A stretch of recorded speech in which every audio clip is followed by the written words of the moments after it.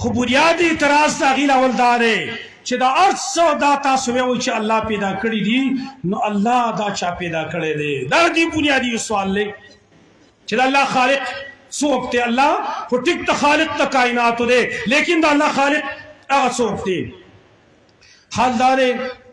چې دا خبره مخکې موږ ته محمد رسول الله صلی الله علیه وسلم کړې وه چا فرمایلیو تاسو کې یو تن ته شیطان راشي او دا اشکال ته پیش کی هذا خلق الله هذا خلق الله فمن خلق الله دا شی الله پیدا کړی دا شی الله پیدا کړی دا الله چا پیدا کړی خو هغه مسلمانانو ته ویلي چې کله داسې وسوسه او شبهه رااله نو اعوذ بالله ووایي او دا سوچ ختم کوي لیکن ملحد هغه ته چې دا اشکال پیش کوي دې لپاره پیش کوي چې ته الحاد طرف ته لاړ شي نو د هغې لپاره جواب خو ضروري دی نو د هغې لپاره موږ جواب داسې کوو ملحد ته ویو ملحدان لاول خو ته ځان ته عقلي وی چې زه عقلي ما او عقل والا یم او عقلمند سړی یم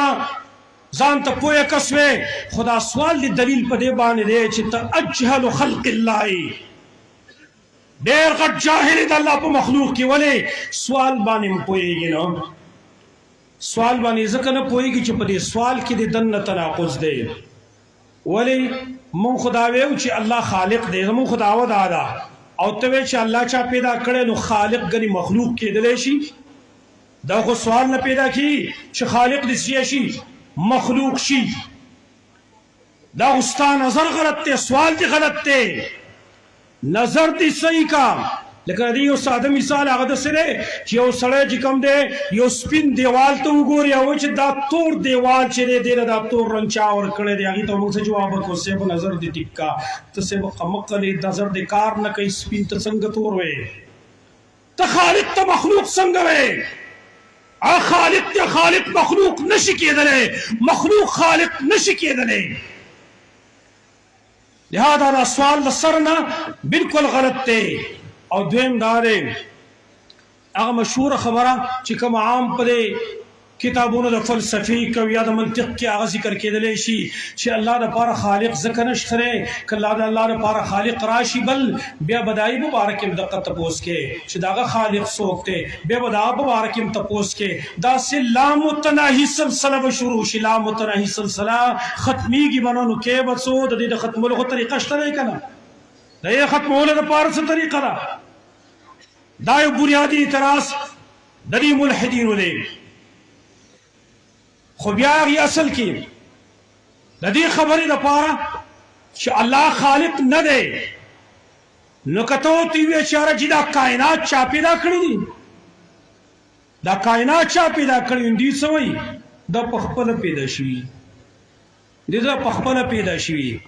دې باره کې لږ یو څو دلایل زه ذکر کوم هم ساینس دا وایي ساینس والا خبره کوم شریعت خبر نه کوم د ساینس والا ساینس والا وایي څوارلس اربه کاله مخکې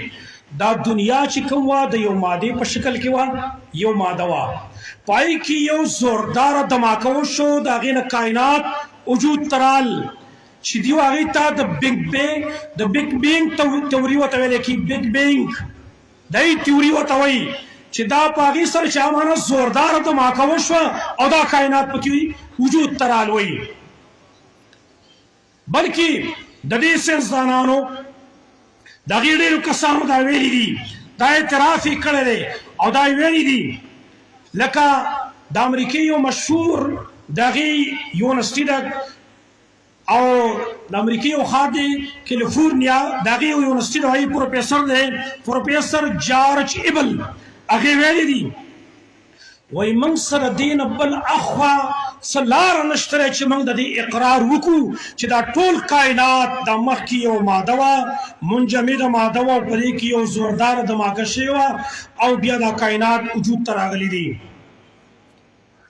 او همدقه خبره کومه چې هغه ذکر کړې راشي قرآن ګورئ اولم یر الذین کفروا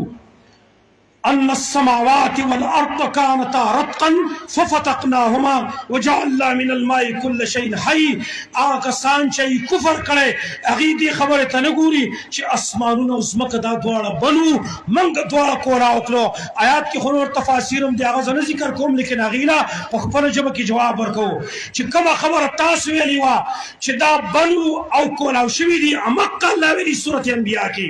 ففتقناهما